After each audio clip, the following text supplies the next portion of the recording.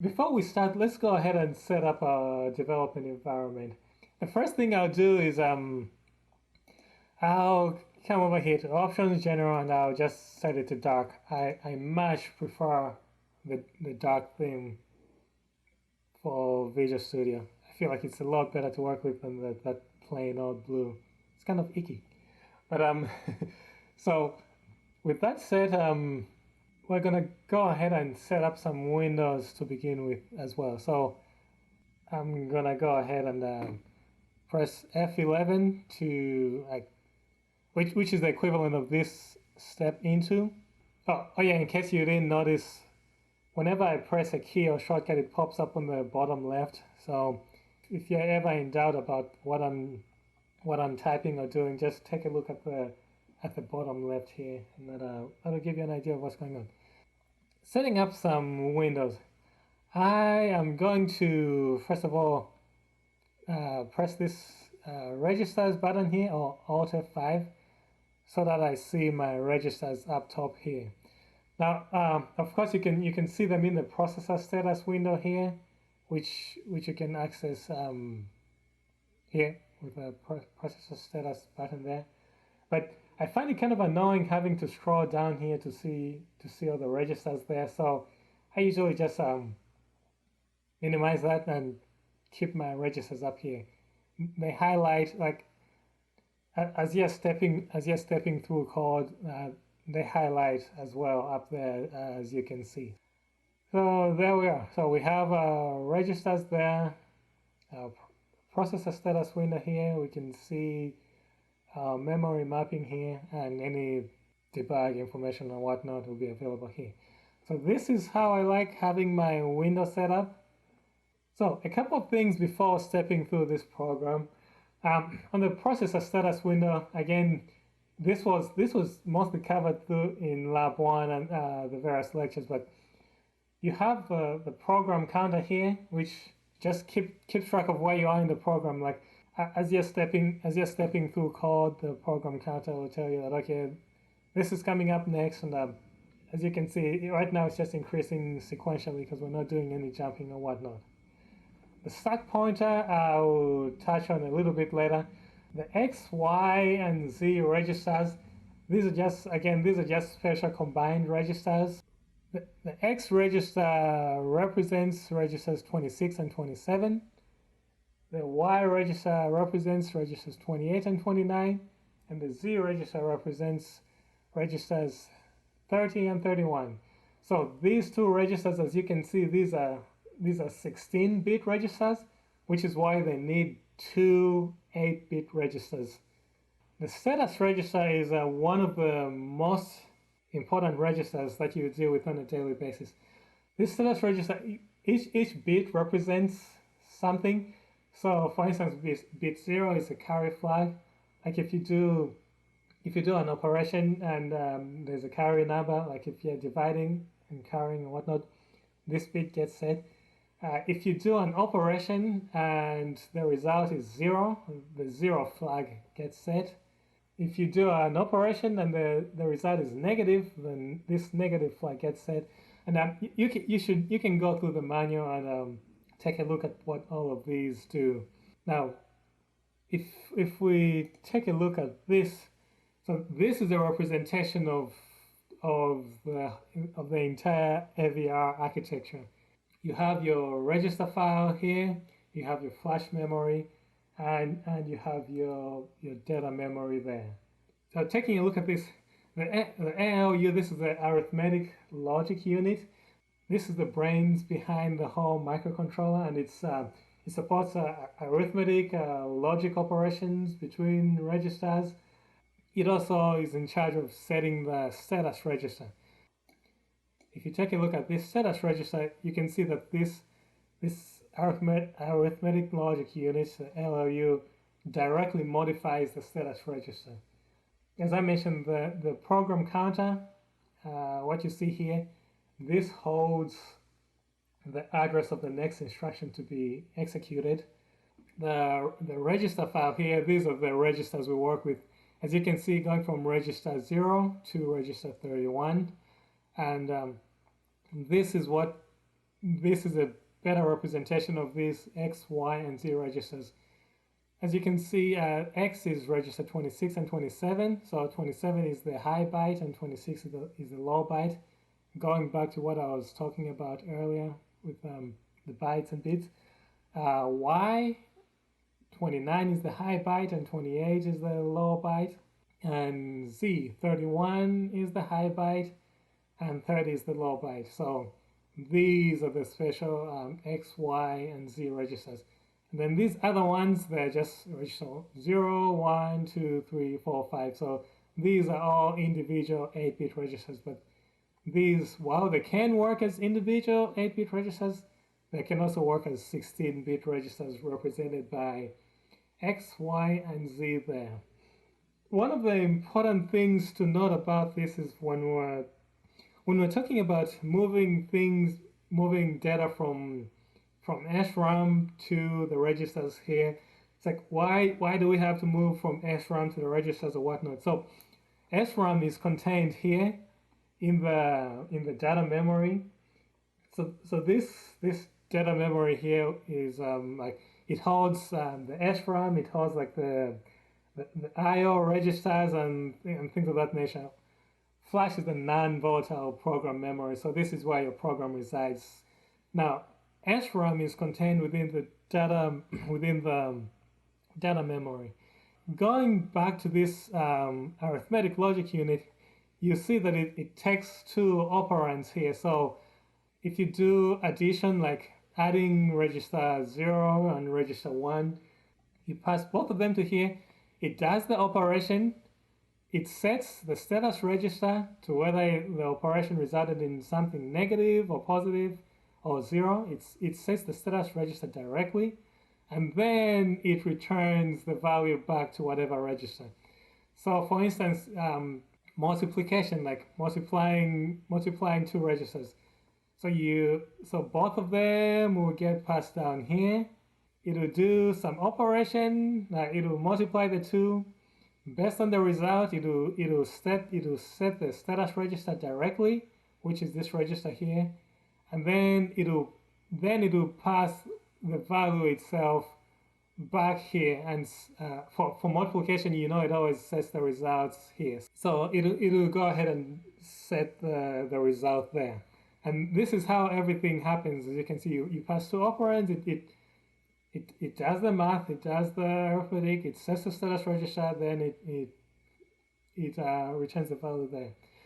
So if you're paying attention, you notice something interesting.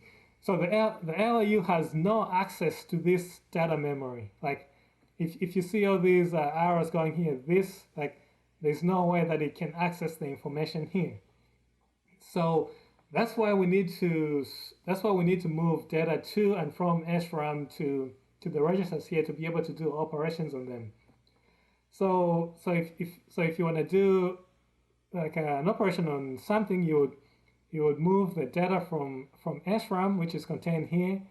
You would move it all the way here to a register. Then you would go ahead and perform the math or whatever on it. So that's why this whole thing of moving data to and from SRAM or moving it to flash and then moving stuff to a register file, that's why all that happens, because this only listens to these registers. It performs data based on what it can access, which is everything flowing down here through these arrows here. It has the arithmetic logic unit has no direct access to this data memory, which is where the SRAM and everything resides. So this is the architecture of the whole thing, and this is actually called the Harvard architecture. This whole setup. If you've done a computer systems design, this should look a little bit familiar to you. So this is what all these guys here represent. But I've avoided talking about the stack pointer at this point, as the name holds, it points to stuff. It's mainly used for storing very temporary data, like storing local variables, and more importantly for storing the return address after interrupts and subroutine calls. So right now, just kind of take a look keep it in your mind where this stack pointer is in relation to everything. You can see it's kind of pointing here to data memory, and that will become a little bit important there later. So before you can understand what exactly a stack pointer does, you have to understand the idea of a stack. A stack, if you've ever taken a data structures class, I know the computer science students are very familiar with this, but a stack is a type of data structure which is represented by really just like a stack. Imagine an empty like Pringles can, or a stack looking like this. Now, a stack is a special type of data structure where you put things and out from only one direction. So in this case, when you push data into a stack, like when you push data into a memory stack, like you push it in from the top, and then you push another one in. But to take data out, you have to take it out from the top. So the last bit of data in is the first out. So this is called LIFO, or last in, first out. So the last bit of data in is the first bit of data out. As you can see, you're always just pushing data onto a stack from the top, and if you wanna get data out, you have to pop it from the top. This is what this stack pointer represents in a sense. So this pointer just points. This pointer is the equivalent of this arrow. It's just pointing to a specific piece of data in the stack. The way AVR operates the stack is so the stack is at the very end of SRAM, like at this special RAM end instruction.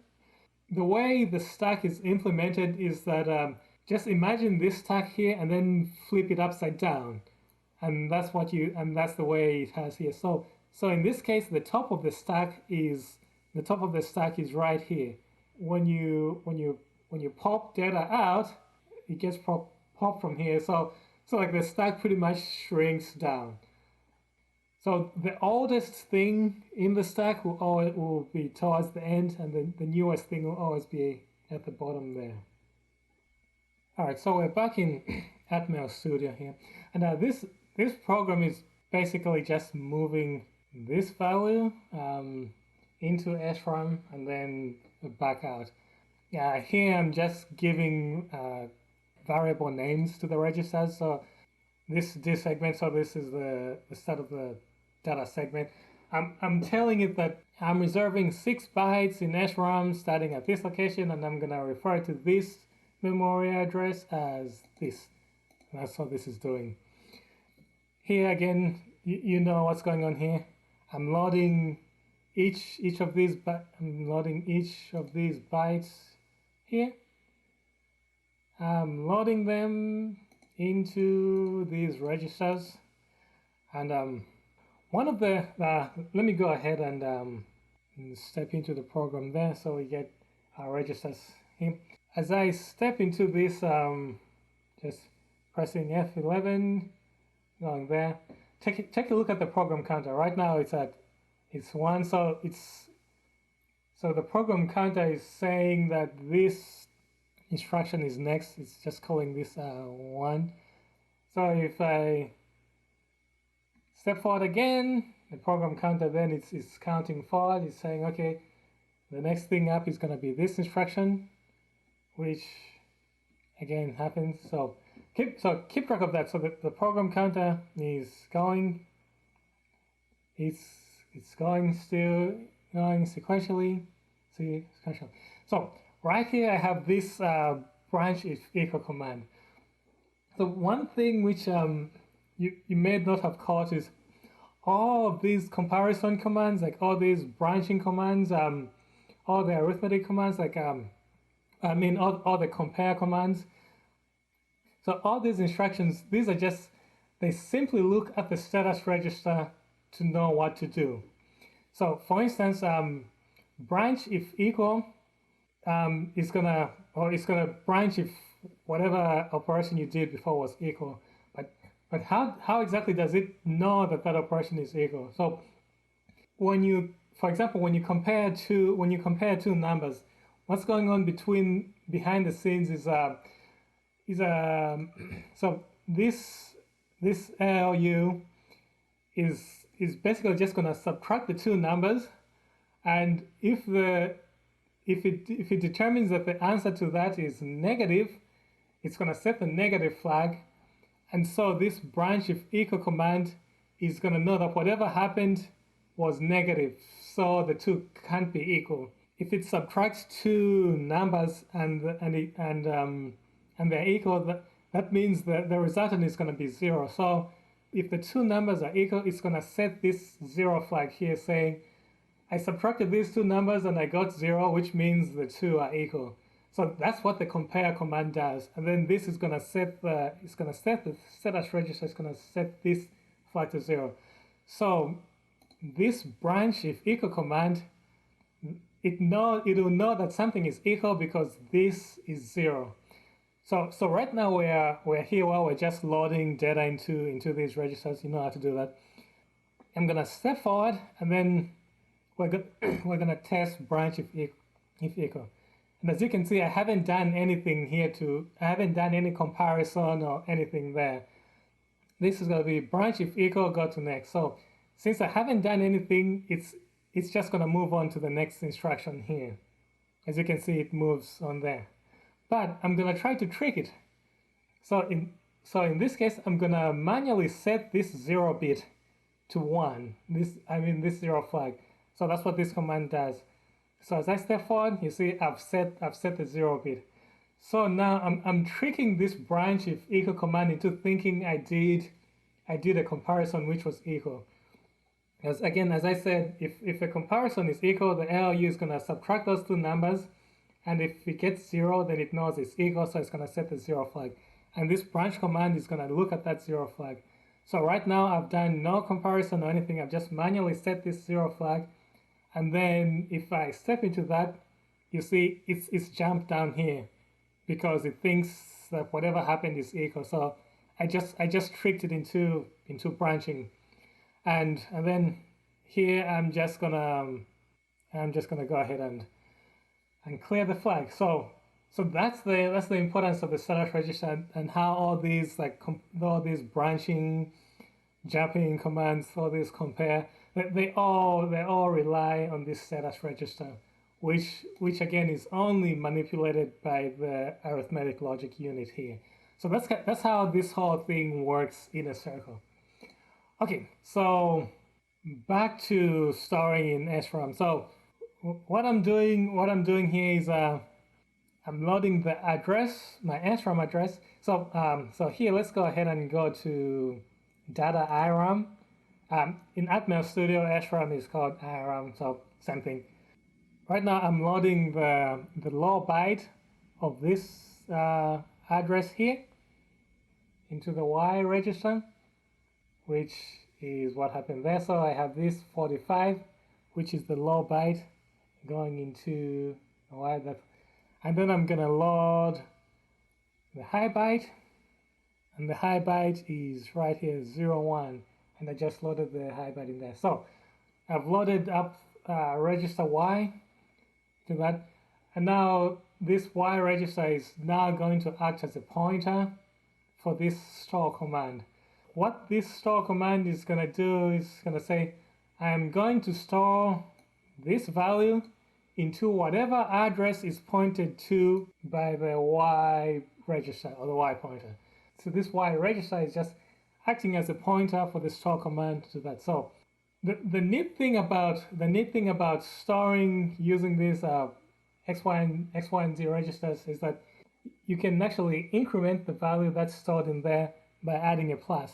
So right now this Y plus is equal to the address pointed to by Y, so this is that large num, this one here, plus 0.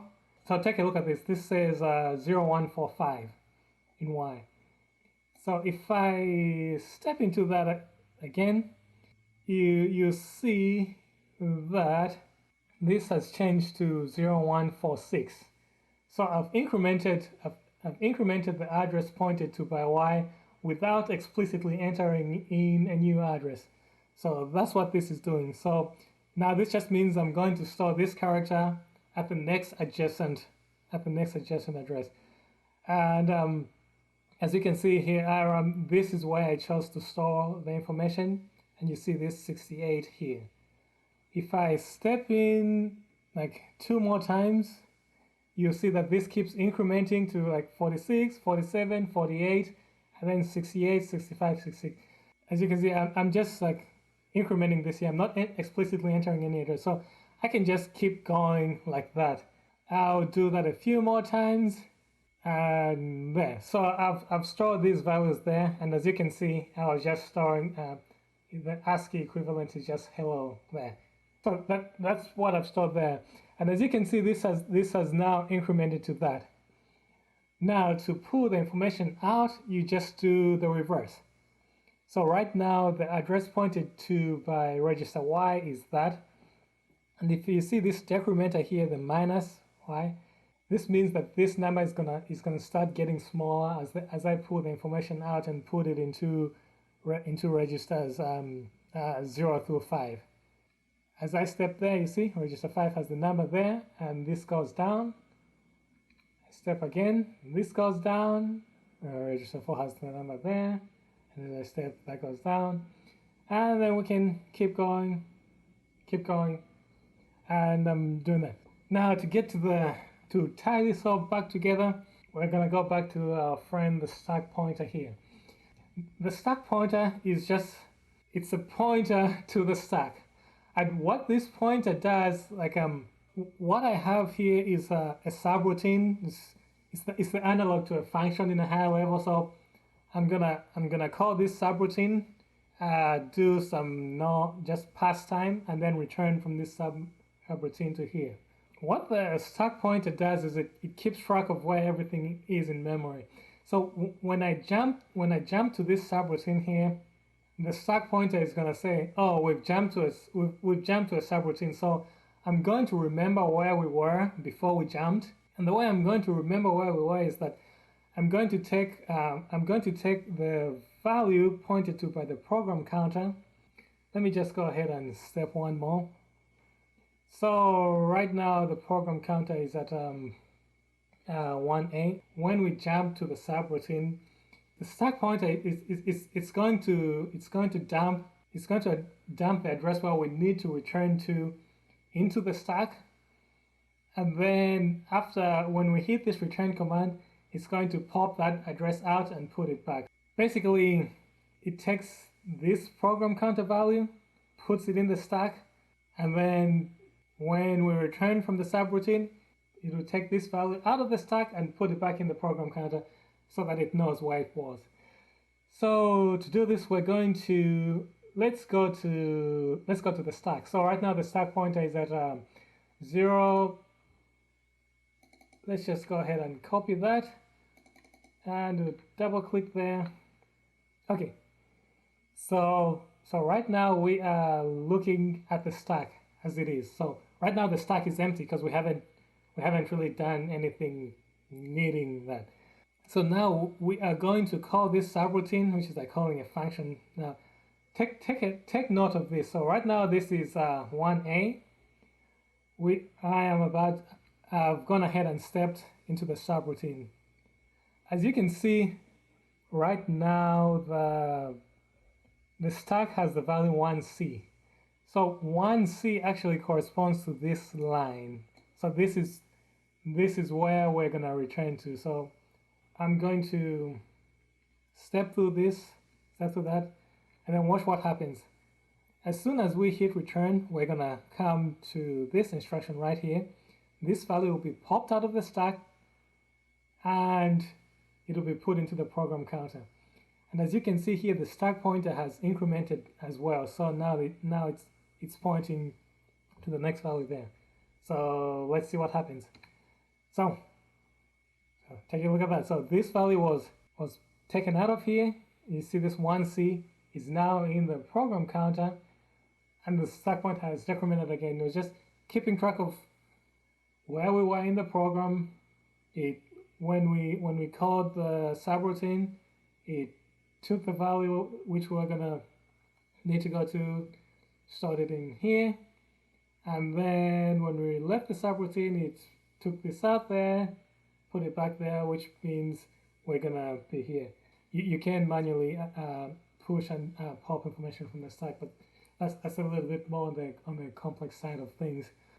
One last thing I forgot to mention, like here when storing, you can even do something like y plus 8. You can give it a random offset and it will store there. The only catch is this offset only works for registers Y and Z, not for X. Don't ask me why, but if you're gonna give it like a random number or whatnot, that only works for registers Y and Z.